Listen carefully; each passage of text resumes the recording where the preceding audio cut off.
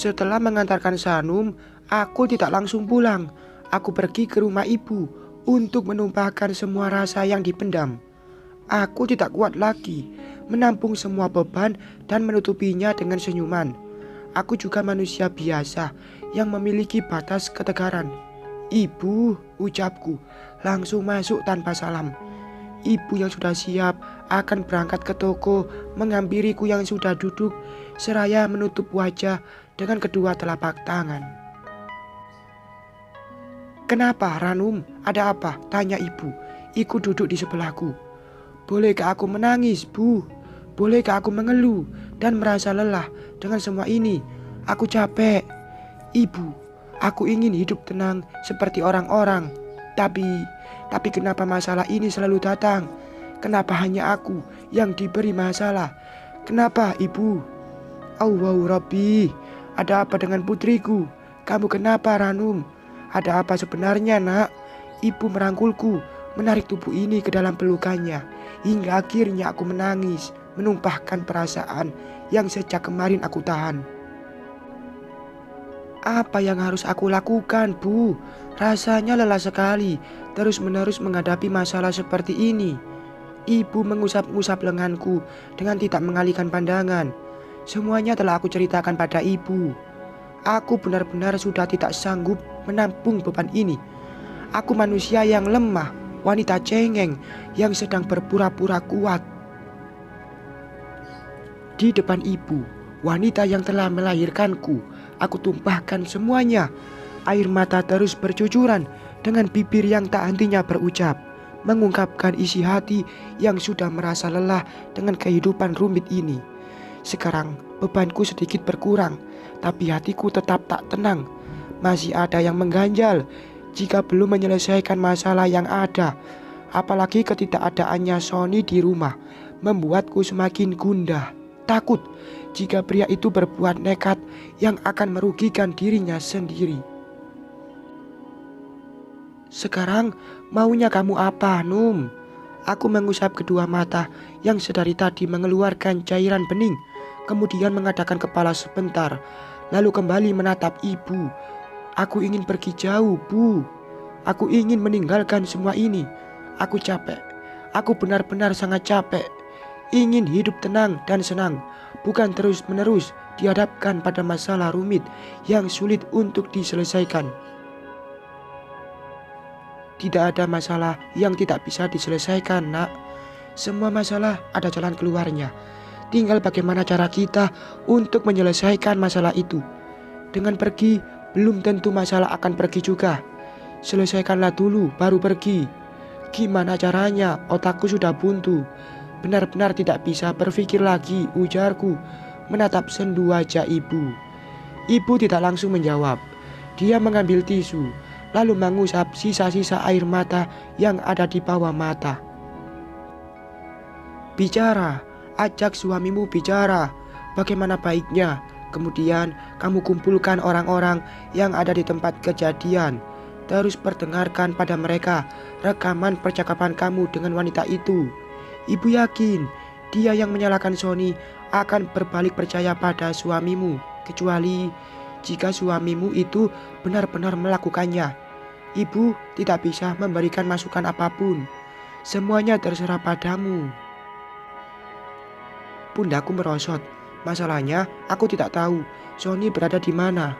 Kalau di rumah Mas Sandi, kalau ternyata di rumah Nabila dan sedang melangsungkan pernikahan. Tidak mungkin Sony akan bertindak tanpa bicara dulu padaku.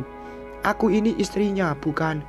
Setelah hati dan pikiran mulai terasa ringan, aku pamit pada ibu untuk pulang, karena ibu yang katanya mau ke toko. Kami pun pergi bersamaan. Di rumah ibu, aku tidak melihat bapak. Entah kemana ayahku itu pergi. "Kalau ada apa-apa, kamu hubungi ibu ya," ujar ibu sebelum turun dari mobil. Aku mengangguk, kemudian putar arah dan berhenti di depan ruko yang masih sepi. Rencananya hari ini aku akan kedatangan orang baru yang akan membantuku di toko. Tapi sepertinya tidak bisa sekarang. Aku tidak akan fokus pada pekerjaan jika sedang banyak pikiran seperti ini.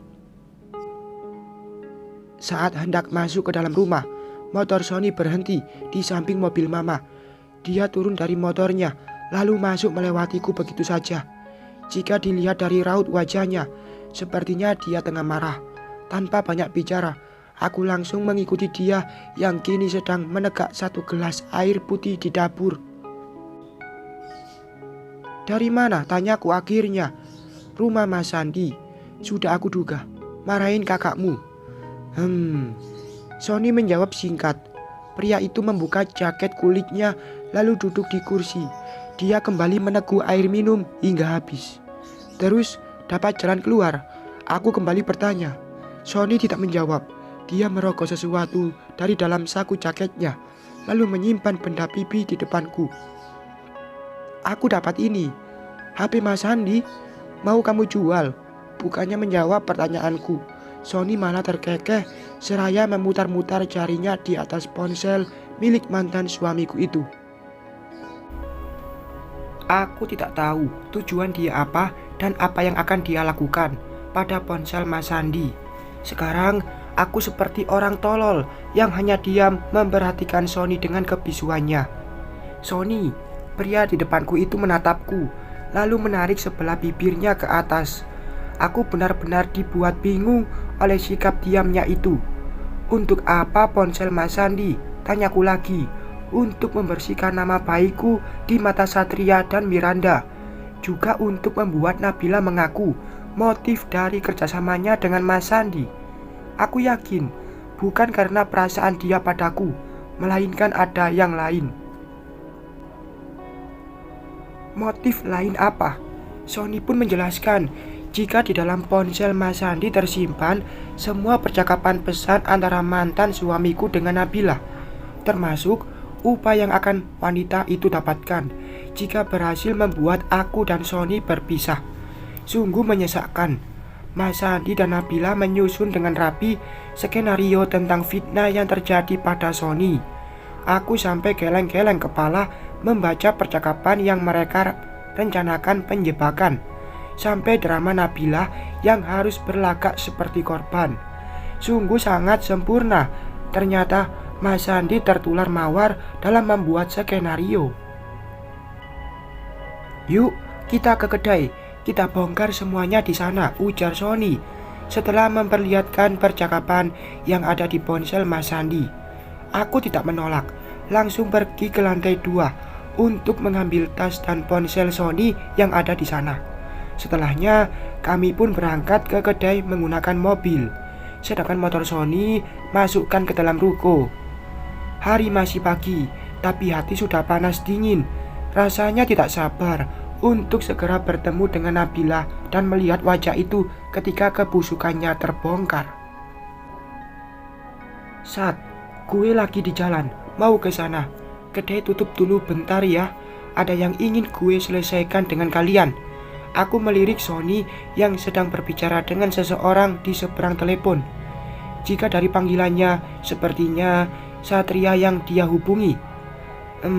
Satu lagi, jangan kirim pesan apapun pada Nabila, baik kamu maupun Miranda. Biar aku yang akan menyuruh Nabila," tutur Sony lagi, masih dengan sebelah tangan memegang ponsel. Setelah selesai bicara, Sony menyimpan ponselnya di dashboard mobil. Kemudian dia melirik ponsel Mas Sandi yang ada di sana. Tanganku langsung mengambil ponsel itu sebelum Sony menyentuhnya. Aku tidak mau fokus dia dalam mengendarai mobil terbagi dengan terus bermain ponsel. "Mau ngapain dengan ponsel ini?" tanyaku ketika sudah memegang benda pipi itu. "Lihat pesan yang tadi aku kirim ke Nabila. Apa dia sudah membacanya?" Aku pun menuruti perintah Sony dan ternyata sudah ada pesan masuk dari wanita itu. "Sudah membalas, Son. Apa katanya?" "Iya, aku ke kedai sekarang. Tapi Mas harus menepati janji. Aku tidak mau bayarannya dinanti-nanti." Aku membacakan pesan yang Nabila kirim pada ponsel Mas Sandi. Tadi Sony sengaja mengirimkan pesan pada Nabila, seolah-olah dia adalah Mas Sandi. Dan sambutannya seperti yang kita inginkan. Nabila bersedia datang dan rencana akan berjalan dengan lancar. Yuk turun. Aku menurunkan kaki setelah Sony membukakan pintu. Suasana kedai benar-benar sepi karena memang sudah direncanakan untuk tutup, seperti yang Sony inginkan. Ada apa sih Son? Lu malah nyuruh kita tutup kedai, baru aja buka, malah tutup lagi. Nanti kita rugi, ujar Satria saat kami masuk. Wajah kedua teman Sony itu tidak bersahabat.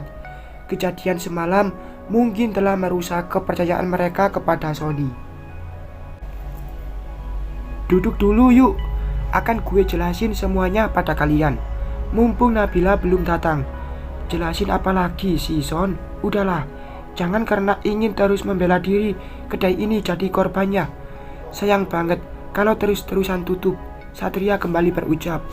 Sony meminta Satria dan Miranda untuk mendengarkan penjelasan Sony. Namun Satria tidak mau, dia bahkan malah meninggalkan kami begitu saja. Sony yang hendak mengejar, tangannya sengaja aku tahan saat melihat ada sepeda motor yang berhenti di depan kedai. Aku dan Sony langsung bersembunyi masuk ke tempat istirahat yang di sana sudah ada Satria.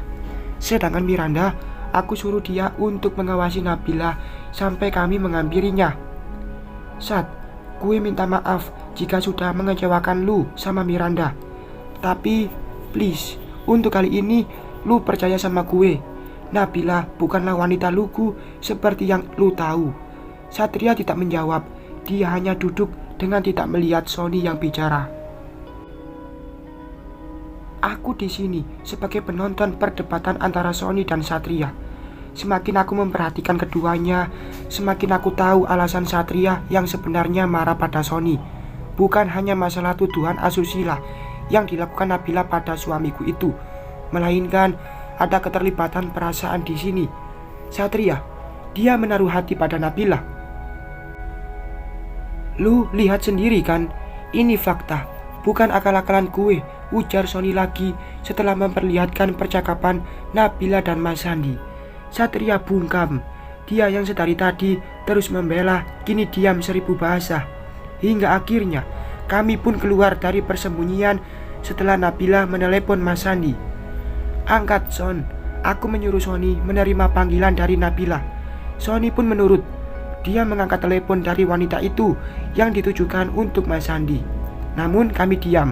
Sony tidak bicara dan hanya berjalan menghampiri Nabila yang duduk seorang diri di kursi yang ada di paling ujung. Mas Sandi, di mana? Aku sudah di kedai, ujar Nabila berbisik. Aku dan Sony terus berjalan pelan dan berhenti tepat di belakang Nabila yang terus-menerus melihat ke arah jalanan, berharap orang yang dia tunggu akan datang. Halo mas, kok diam saja? Jangan bilang kamu tidak akan datang ya.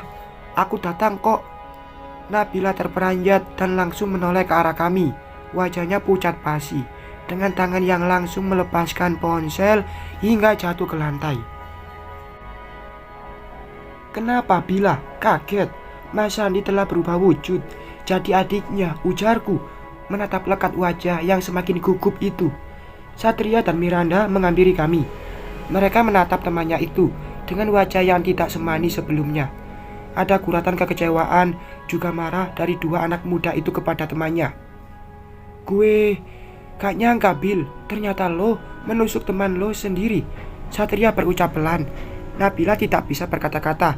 Dia hanya menelan ludah yang sepertinya sangat seret di tenggorokan. Lo sengaja menjebak Sony hanya untuk bisa mendapatkan bayaran dari kakaknya. Murahan banget lo, Miranda menimpali, membuat Nabila semakin menciut. Dia menggeleng-gelengkan kepala dengan wajah yang semakin terlihat tertekan. Nabila langsung duduk dengan kasar, seraya menutup wajahnya dengan telapak tangan. Kalian tidak akan mengerti. Kalian gak akan tahu rasanya jadi gue, ujar Nabila yang saat ini tengah menangis. Aku dan Sony saling pandang. Seperti dugaan kami sebelumnya, ada hal lain yang mendasari Nabila melakukan apa yang diinginkan Mas Sandi. Bukan hanya tentang perasaan suka, tapi ada rahasia yang tidak dia ceritakan teman-temannya. Aku menyuruh Miranda yang terus memarahi Nabila untuk diam. Aku duduk di depan gadis itu, lalu menarik tangannya agar dia mau melihatku. Bila, coba katakan padaku, apa motifmu melakukan fitnah ini pada Sony? Tanyaku. Nabila mengatur napasnya yang naik turun. Dia melihatku sekilas, lalu memindai semua teman-temannya. Namun, dia masih diam. Bicara, Bila. Gue masih berbaik hati tidak melaporkan lo ke polisi dan memenjarakan lo. Sampai saat ini, gue masih melihat lo sebagai teman gue. Mas Sandi menjanjikan uang 50 juta sebagai upah kerja lo memfitnah gue. Apa harga pertemanan kita hanya sebesar itu, Bill? Ujar Sony. 50 juta? Jadi lo dibayar duit untuk memfitnah Sony? Ah, gila lu, Bila. Gue terpaksa, serta Nabila menjawab ucapan Miranda. Aku dan Sony kembali saling pandang. Teman-temannya yang sedari tadi berdiri kini ikut duduk dengan masih menanti jawaban dari Nabila. Gue terpaksa. Gue butuh duit. Nabila mengejak kata yang menurutnya penting. Untuk tanyaku saat Nabila kembali diam. Nabila memindai wajah-wajah kami satu persatu dengan mata merahnya. Air dari sudut netranya semakin berjatuhan, menyiratkan kesedihan yang mendalam. Bokap harus operasi ring jantung. Gue gak punya duit. Bersambung.